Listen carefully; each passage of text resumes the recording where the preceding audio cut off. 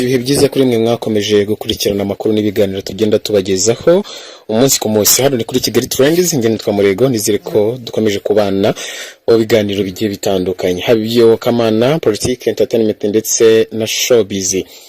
Uyu munsi ngira ngo ni leta mushya ni wa 2026.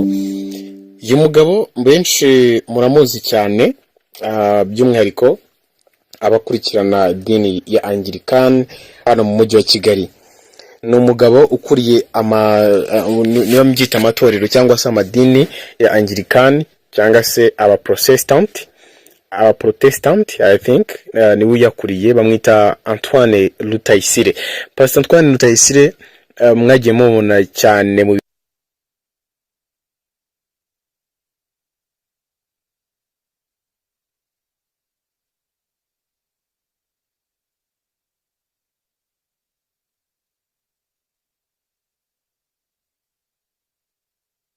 ukunda gutebya, ukunda gutera stories.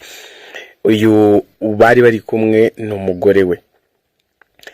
Byagenze gute, habaye iki kugira ngo tube duteraniye hangaha kuri uyu muryango ungana gutya, umaze kugera ku bantu basaga 1690 ukurikirana amakuru n'ibiganiro tugenda tubagezaho. Pastor Antoine Rutayisire ni umusaza ufite abuzukuru ndetse ufite umuryango mugari. Ni umusaza nanone ufite umugore bigaragara nkaho akiri mutoya bitewe n'amafaranga cyangwa se no guhirwa bagiye bagirira muri Kigali. Ubundi tugiye mu mateka gato ya Pastor Antoine Rutayisire, uyu mugore we yahoze ari umwarimu we. Pastor Antoine Rutayisire yigisha, uyu mukobwa yaramwigishaga, ndetse ngo Pastor Antoine Rutayisire aza kumva yaramukunze cyane, aza no kumutereta. Cyakoze uyu mukobwa ashaka kumukatira. Nyuma yaho yuko uyu mukobwa yasoje amashuri yisumbuye mu wa 6, baje gukomezanya kugirana umubano hagati yabo, biza kurangira bakundanye byanyabyo ndetse baza gukora ubukwe. Mwarimu abarongoye umunyeshuri. Pastor Antoine Rutayisire rero kuri ubu ararwaye, ameze nabi cyane. Hari indwara zijya zikunda kwataka abantu bageze mu myaka nk'iyo Pastor Antoine Rutayisire arimo. Ni indwara z'umugongo, indwara z'ibihaha, indwara nyinshi zikunda kwataka abasaza bageze muri iki kigero. Ubu tuvugana amakuru ndi kwakira turuka igota Masimbi cyangwa se ku nshuti za hafi za Pastor Antoine Rutayisire, nuko arwariye mu bitaro by'umwami Faisal, ndetse akaba akeneye amasengesho hanini y'abanyarwanda ndetse n'abanyarwandakazi. No muntu wagaragajwe cyangwa se wigaragaje bitewe n'imibare social medias zitwereka, yagaragaye ko Pastor Antoine Rutayisire akunzwe ndetse anakurikiranwa cyane kuvuga ibintu akora cyangwa se ibikorwa by'akataraboneka agenda agaragaramo. Ni umuntu ubwiriza rubanda nyamwinshi bagahinduka, ni umuntu ubwiriza ibiganiro by'isa cyangwa se ibibwiriza bye bikaba biri so touching, bifata ku mitima ya benshi. Hari benshi bihannye, hari benshi bavuye ku mihanda. Ni umuntu wajyaga kwitwara nka Pastor Theogene.